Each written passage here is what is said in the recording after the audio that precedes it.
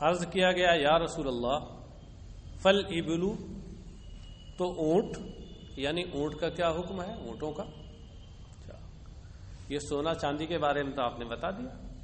میں نے زکوٰۃ کے مالوں کے بارے میں بتایا تھا نا کہ زکوٰۃ کے مال کئی طرح کے ہوتے ہیں، مویشی، سونا چاندی، مال تجارت، کھیتیاں.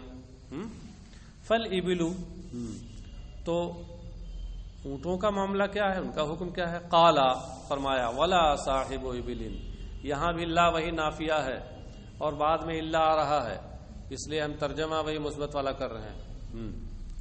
اور اونٹ والا جو اس سے اس کا حق ادا نہیں کرتا. اب بیچ میں جملے معترضہ کے طور پہ آ گیا کہ من حقها حلبها یوم وردها، اور اونٹوں کے حق میں سے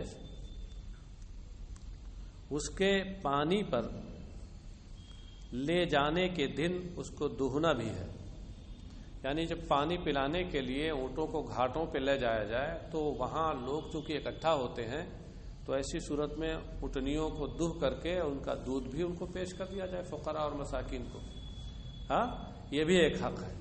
یہ اور بات ہے کہ یہ حق واجب نہیں ہے، زکوٰۃ والا حکم نہیں ہے اس کا، لیکن سرکار علیہ الصلوۃ والسلام میں یہاں پر اس کے ساتھ اس کو جوڑا ہے. اس کا مطلب واجب تو نہیں ہے، مگر یہ ایسا نفل ہے کہ بڑا مؤکد حکم ہے، قریب واجب ہے. ہاں، تو فرمایا کہ اور اونٹ والا جو ان اونٹوں سے ان کا حق ادا نہیں کرتا الا اذا کان یوم القیامہ، وہ بیچ میں جملے متضاد کا ترجمہ میں نے کر دیا. جب قیامت کا دن آئے گا بوتیحا لہا بقائن قرقرن، تو ان اونٹوں کی وجہ سے اسے ایک چٹیل ہموار میدان میں ڈال دیا جائے گا. بوتیحا، بطحا یفتح کا معنی ہوتا ہے ڈالنا.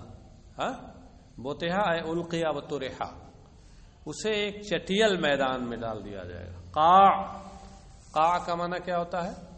چٹیل ہموار میدان، جو پہاڑوں کے اپوزٹ ہوتا ہے، ہموار زمین. اور قرقر کا بھی وہی معنی ہے. تو اب قرقر جو قاع کی صفت بن کے آیا ہے، یا یہ کہہ لیجئے کہ یہ صفت موضحہ ہے، یا صفت مؤکدہ کہہ لیجئے، معنی وہی ہے. تو ایک ہموار اور کشادہ زمین میں، میدان میں اسے ڈال دیا جائے گا. اوفرا ما کانت، وہ اس حال میں کہ وہ اونٹ نہایت صحت مند اور فربا ہوں گے. اوفر بے معنی اکثر، یعنی اوفرا سمنن، نیچے اس کا معنی لکھا حال کونی لیبل اسمنا، یعنی وہ اونٹ انتہائی فربا ہوں گے. لا یفقد منہا فصیلا واحدہ، فصیل کا معنی ہوتا ہے اونٹنی کا بچہ. وہ شخص ایک اونٹنی کے بچے کو بھی گم نہیں پائے گا. جتنے اس کے اونٹ ہیں وہ سب کے سب وہاں حاضر ہوں گے اس ہموار میدان میں. تطعہ بأخفافها وتعضہ بأفواہها، وہ اپنے پیروں سے اسے روندیں گے. وطایتوں کا معنی روندنا، اخفاف خف کی جمع ہے. اونٹ کے جو گدی دار پیر ہوتے ہیں چوڑے، ان کو خف کا لفظ استعمال ہوتا ہے، گدی دار پیر. اپنے پیروں سے وہ انہیں روندیں گے. وتعضہ بأفواہها، اور منہ سے اسے کاٹیں گے. عض یعض کا معنی کاٹنا. کلما مر علیہ اولاہا رد علیہ اخراہا، جب جب ان کی پہلی جماعت ان پر گزر چکے گی تو دوسری جماعت، آخری جماعت اور دوسری جماعت ان کے اوپر لوٹائی جائے گی. کیا مطلب ہے؟ ایک گروہ اونٹ کا گزرتا جائے گا، اب جو ہی پہلا گروہ پورا ہو گیا تو پھر پلٹ کر دوسرا، پھر اس طریقے سے سلسلہ چلتا رہے گا. فی یوم کان مقدارہ 50,000 سنۃ، اس دن جس کی مقدار 50,000 سال کی ہوگی. حتی یقضی بین العباد فیری سبیلہ اما الی الجنہ و اما الی النار، اس کی تشریح سے گزر چکی میں ترجمہ. قیلا یا رسول اللہ فالبقر والغنم، عرض کیا گیا یا رسول اللہ تو گائے اور بکریاں، قالا یعنی ان کا حکم کیا ہے، قالا ولا صاحب بقر ولا غنم لا يؤدي منها حقها الا اذا كان يوم القيامه بطح لها بقاء قرقر لا يفقد منها شيئا ليس فيها اقصاء ولا جلجاء ولا عضباء تنتح بقرونها وتتعه باظلافها كلما مر عليه اولاها رد عليه اخراها في يوم كان مقداره 50,000 سنه حتى يقضى بين العباد فيرى سبيله اما الى الجنه واما الى النار۔ عرض کیا گیا کہ حضور گایوں اور بکریوں کا حکم کیا ہے؟ سرکار نے فرمایا ولا صاحب بقر، وہی ترکیب وہی ہے، اور گایوں اور بکریوں والا جو شخص، گایوں اور بکریوں کا مالک جو ان سے ان کا حق ادا نہیں کرتا، جب قیامت کا دن ہوگا تو ان کی وجہ سے اسے ہموار اور کشادہ چٹیل میدان میں ڈال دیا جائے گا، اور وہ ان میں سے کسی ایک کو بھی مفقود اور گم نہیں پائے گا، اس کے سارے جانور وہاں موجود ہوں گے، ایک بھی گم نہیں ہوگا۔ لیسا فیہا اقصاء ولا جلجاء ولا عضباء، ان میں نہ کوئی ٹیڑھے سینگ والا ہوگا، اقصا کا معنی ٹیڑھے سینگ والا، ولا جلجاء اور نہ کوئی منڈا جانور ہوگا جس کے سینگ ہی نہ ہو جڑ سے، ولا عضباء اور نہ کوئی ٹوٹے سینگ والا ہوگا، مطلب سب صحیح سلامت سیدھے سینگوں والے جانور ہوں گے۔ ہاں، تنتعه بقرونها وتتعه باظلافها، اپنی سینگوں سے اسے ماریں گے، ہاں اپنی سینگیں اس کے اندر گھونپیں گے، وتتعه باظلافها اور اپنے کھروں سے اسے روندیں گے یہ جانور۔ ہاں، اب سوال یہ ہے کہ اس میں کوئی نہ ٹیڑھی سینگ والا ہوگا اور نہ منڈا ہوگا کہ جس کے سر پہ سینگ نہیں، اور نہ ہی کوئی ٹوٹی سینگ والا ہوگا، اور اگر یہاں اس کے جو جانور تھے ان میں ہر طرح کے جانور تو ہوتے ہیں، کچھ ٹیڑھی سینگ والے بھی ہوتے ہیں، منڈے بھی ہوتے ہیں کچھ، اور کچھ ٹوٹی سینگ والے بھی ہوتے ہیں، ہوتے ضرور ہیں۔ یہ جانور اپنی سب شکل میں آئیں گے وہاں، لیکن چونکہ عذاب دینا ہے ان کو، اس لیے اللہ کی جانب سے ان کے سینگ سب سیدھے ہو جائیں گے، ایک دم سیدھے نوکیلے، ہاں اس کی قدرت سے۔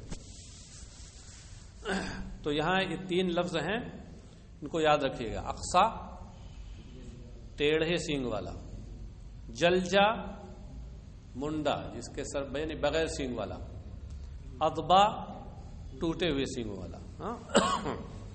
اچھا، کلما مر علیہ اولاہا رد علیہ اخراہا، جب ان کی پہلی جماعت کا ان پر گزر ہوگا تو دوسری جماعت پھر ان کی طرف لوٹائی جائے گی۔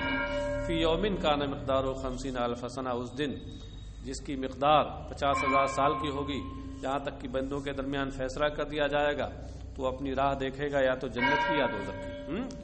قیلا یا رسول اللہ فالخیل، عرض کیا گیا کہ حضور تو گھوڑوں کا کیا حکم ہے؟ قال فالخیل ثلاثۃ، فرمایا گھوڑے 3 طرح کے ہیں، 3 طرح کے ہوتے ہیں۔ ہی لرجل وزر وہی لرجل ستر وہی لرجل اجر، فرمایا ایک گھوڑا تو وہ ہے کہ جو انسان کے لیے گناہ کا باعث ہے، گناہ کا سامان ہے۔ وزر کا معنی گناہ، مراد ہے یہاں سبب گناہ۔ اور ایک گھوڑا وہ ہے کہ جو اس کے لیے پردہ ہے، اور ایک گھوڑا جو اس کے لیے اجر و ثواب کا باعث ہے۔ اجر سے مراد یہاں وہی سبب اجر۔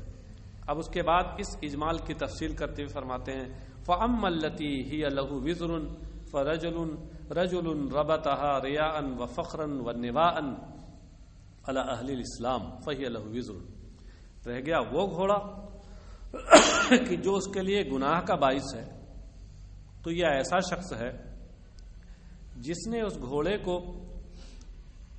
دکھاوے اور فخر کے لیے اور مسلمانوں کی دشمنی کے لیے باندھا ہے۔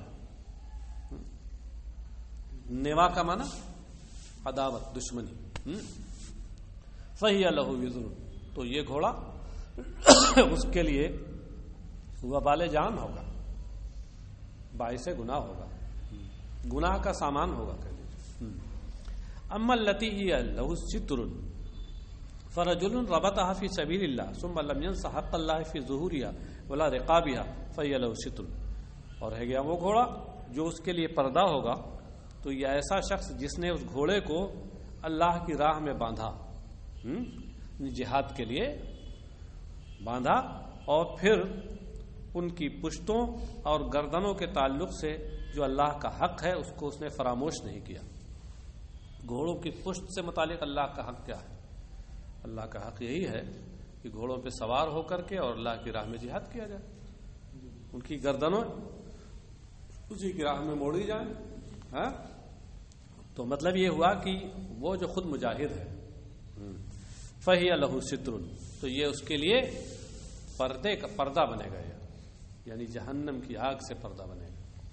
وَأَمَّا الَّتِي هِيَ لَهُ أَجْرٌ فَرَجُلٌ رَبَطَهَا فِي سَبِيلِ اللَّهِ لِأَهْلِ الْإِسْلَامِ فِي مَرَجٍ وَرَوْزَةٍ فَمَا أَكَلَتْ مِنْ ذَلِكَ الْمَرَجِ أَوِ الرَّوْزَةِ مِنْ شَيْءٍ إِلَّا كُتِبَ لَهُ عَدَدَ مَا أَكَلَتْ حَسَنَاتٌ وَكُتِبَ لَهُ عَدَدَ أَرْوَاثِهَا وَأَضْوَالِهَا حَسَنَاتٌ وَلَا تَقْطَعُ طِوَالَهَا فَاسْتَنَّتْ شَرَفًا وَشَرَفَيْنِ إِلَّا كَتَبَ اللَّهُ لَهُ عَدَدَ آثَارِهَا وَأَرْوَاثِهَا حَسَنَاتٍ ولا مر بها صاحبها على نهر فشربت منه ولا يريد ان يسقيها الا كتب الله له عدد ما شربت حسنات۔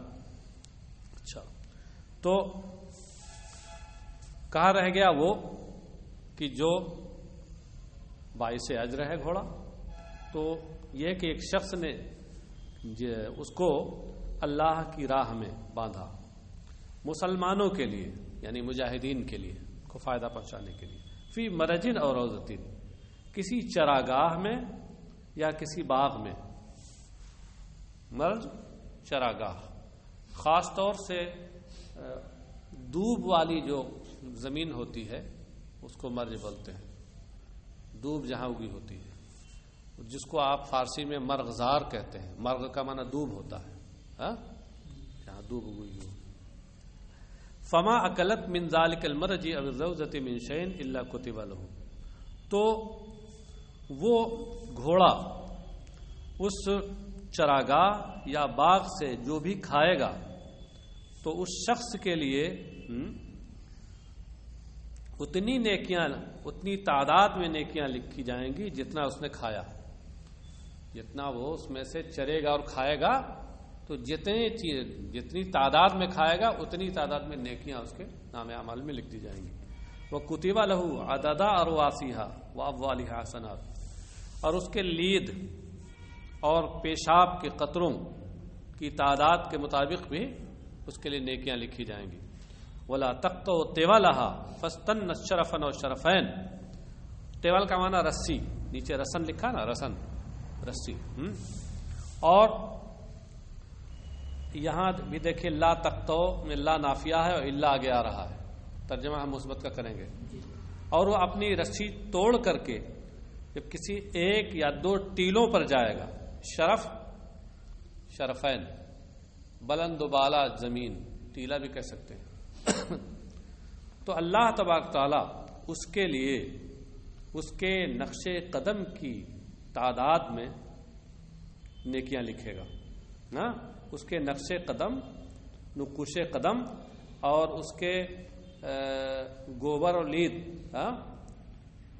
کی تعداد میں نیکیاں لکھے گا۔ ولا مرہ بہا صاحبها علی نہر فشربت منہ، اور جب اس کا مالک اسے لے کر کسی نہر اور ندی پہ گزرے گا اور پھر گھوڑا اس میں سے پانی پیے گا، ولا یرید ان یسقیہ، حالانکہ یہ مالک اس کا اسے پلانا نہ چاہے گا، تو کتب اللہ لہ عدد ما شربت حسنات، تو جتنا اس نے اس میں سے پانی پیا ہے اس کے قطروں کی تعداد کے برابر اس کے لیے اللہ نیکی لکھے گا۔ ترجمہ سمجھ میں آیا؟ قیل یا رسول اللہ فالحمور، تو عرض کیا گیا کہ حضور گدھوں کا حکم کیا ہے؟ حمر حمیر کی جمع ہے، حمار کی جمع، حمار کی جمع حمیر بھی آتا، حمر بھی آتا۔ گدھوں کے متعلق کیا حکم ہے؟ قال ما انزل علی فی الحمر شیء الا هذه الآیۃ الفاضلہ الجامعہ، سرکار نے فرمایا کہ گدھوں کے تعلق سے اس منفرد اور جامع آیت کے علاوہ اور کچھ بھی میرے اوپر نازل نہیں ہوا، ان کے تعلق سے کوئی تفصیل نازل نہیں ہوئی۔ یہ ایک منفرد اور جامع آیت ہے۔ فَمَن يَعْمَلْ مِثْقَالَ ذَرَّةٍ خَيْرًا يَرَهُ وَمَن يَعْمَلْ مِثْقَالَ ذَرَّةٍ شَرًّا يَرَهُ، کہ جو ذرہ برابر نیکی کرے گا تو اسے بھی وہ دیکھے گا۔ اسے دیکھے گا کیا مطلب ہے؟ یعنی اس کا اجر و ثواب دیکھے گا، پائے گا۔ اور جو ذرہ برابر برائی کرے گا، بدی کرے گا، تو اسے بھی وہاں دیکھے گا، یعنی اس کو پائے گا وہ۔ تو یہ جو ایک جامع اور منفرد آیت ہے، اس کے علاوہ اس کے تحت یہ گدھے بھی آ جا رہے ہیں کہ اگر ان کو نیکیوں کے طور پہ استعمال کرے گا، وہ راہ خدا میں استعمال کرے گا تو ظاہر ہے کہ ان کا ثواب پائے گا، برے کاموں میں استعمال کرے گا تو اس کے ساتھ وبال پائے گا۔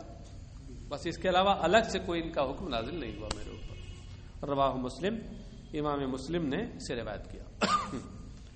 تو آپ نے دیکھا یہاں پہ کہ کچھ اموال تجارت کے بارے میں تھوڑی سی تفصیل آئی، لیکن یہ تفصیل ترغیب و ترہیب کے طور پہ ہے، ابھی کس سے میں کتنا ہے یہ سب کچھ اس کی تفصیل نہیں آئی، یہ آگے آئے گی۔ وعنہ قال قال رسول اللہ صلی اللہ علیہ وسلم من آتاہ اللہ مالا فلم یؤد زکاتہ مثل له مالہ یوم القیامۃ شجاعا اقرا له زبیبتان یطوقه یوم القیامہ ثم یاخذ بلحظمتیہ یعنی شدقیہ ثم یقول انا مالک انا کنزک ثم تلا ولا یحسبن الذین یبخلون الآیہ، رواه البخاری۔ اور انہی سے روایت ہے، انہی سے مراد کون؟ حضرت ابو ہریرہ۔ انہی سے روایت ہے کہ انہوں نے کہا کہ اللہ کے رسول صلی اللہ علیہ وسلم نے ارشاد فرمایا کہ اللہ تبارک و تعالیٰ جسے مال عطا فرمائے اور پھر وہ اس کی زکوٰۃ نہ دے تو قیامت کے دن اس کا مال ایک گنجے سانپ کی شکل میں، ناک کی شکل میں بنا دیا جائے گا۔ مصطلح معنی صورہ، اس کی صورت میں، اس کی شکل میں بنا دیا جائے گا۔ شجاع یہ کہتے ہیں ناگ، انتہائی خطرناک، اور کچھ لوگوں نے کہا مطلق سانپ، اور اقرا کا مطلب گنجا، جس کے سر پر کسی طرح کے روئیں وغیرہ نہ ہو۔ کہتے ہیں سانپ جب بہت پرانا ہو جاتا ہے اور نہایت زہریلا ہو جاتا ہے تو اس کے سر پہ ہلکے پھلکے جو روئیں وہ بھی جھڑ جاتے ہیں، وہ گنجا ہو جاتا ہے، اس کو شجاع اقرا کہا۔ یہ کنایا ہے انتہائی زہریلے ہونے سے، انتہائی موذی ہونے سے۔ جی گنجا صاحب اس پر مقرر کیا جائے گا، لہو زبی بتانے کی جس کے دو چتیاں ہوں گی، زبیبتن ابھرے ہوئے نشان، چتیاں۔ اب یہ کہاں ہوں گی؟ یا دونوں آنکھوں کے بغل میں ہوں گی یا دونوں آنکھوں کے بیچ میں پیشانی پہ ہوں گی، دونوں طرح کی تشریح کی گئی ہے۔ یطوقہ یوم القیامہ، کہ قیامت کے دن اللہ تبارک تعالیٰ اسے اس کے گردن کا طوق بنا دے گا، گلے کا ہار بنا دے گا، وہ گلے میں لپٹ جائے گا، سمجھے؟ ثم یاخذ بلحظمتیہ یعنی شدقیہ، اور پھر وہ اس کے دونوں جبڑوں کو پکڑے گا۔ لحظمہ یہ ہڈیاں جو ہوتی ہیں، جبڑے والی ہڈیاں، جس پر یہ بال اگتے ہیں، اس کو لحظمہ کہتے ہیں۔ مراد یہاں کیا ہے؟ گلپھڑے جو اس کے قریب ہیں، ان کو پکڑے گا وہ۔ ثم یقول انا مالک و انا کنزک، پھر کہے گا میں تیرا مال ہوں، میں تیرا خزانہ ہوں۔ یہاں لحظمتہ اور شدقہ میں ضمیر ہا کا مرجع کیا ہے؟ اس میں دو احتمال ہیں۔ ایک تو یہ ہو سکتا ہے کہ وہی شخص ہو، اور ایک یہ ہو سکتا ہے کہ خود یہ سانپ ہو، پکڑ کے گل پھڑے اپنے پکڑ لے گا وہ، تاکہ چھوڑا نہ پائے کسی طرح سے۔ ثم تلا، اور پھر سرکار علیہ الصلوۃ والسلام نے یہ آیت کریمہ پڑھی کہ ولا يحسبن الذين يبخلون بما آتاهم الله من فضله هو خير لهم بل هو شر لهم سيطوقون ما بخلوا به يوم القيامة۔ یہ پوری آیت پڑھی کہ ولا يحسبن الذين يبخلون بما آتاهم الله من فضله، اور وہ لوگ جو اس مال میں بخل کرتے ہیں کہ جو اللہ نے اپنے فضل سے انہیں عطا فرمایا، اللہ نے اپنے فضل سے جو مال انہیں دیا اس مال میں وہ بخل کرتے ہیں۔ بخل کا مطلب کیا ہوتا ہے؟ ترک واجب، جو چیز واجب ہو اس کو ادا نہ کرنا، یہ ہے بخل۔ یعنی زکوٰۃ واجب ہے، زکوٰۃ نہیں دیتے تو یہ بخل ہوا۔ ہاں، تو مطلب کیا ہوا کہ وہ لوگ کہ جو زکوٰۃ نہیں دیتے اس مال کی جو اللہ نے اپنے فضل سے انہیں عطا کیا ہے، تو وہ یہ گمان نہ کریں کہ ہوا خیر لہم، کہ یہ ان کے لیے بہتر ہے، بل ہوا شر لہم، بلکہ وہ ان کے لیے بدتر ہے، برا ہے۔ پھر فرمایا کہ سَيُطَوَّقُونَ مَا بَخِلُوا بِهِ يَوْمَ الْقِيَامَةِ، کہ جس مال کے ساتھ انہوں نے بخل کا معاملہ کیا ہے، جس کا حق ادا نہیں کیا ہے انہوں نے، حق واجب، تو وہ ان کے گلے کا ہار اور توق بنا دیا جائے گا قیامت کے دن۔ تو یہی جو آیت ہے اسی کی وضاحت اس حدیث میں پوری کی گئی ہے۔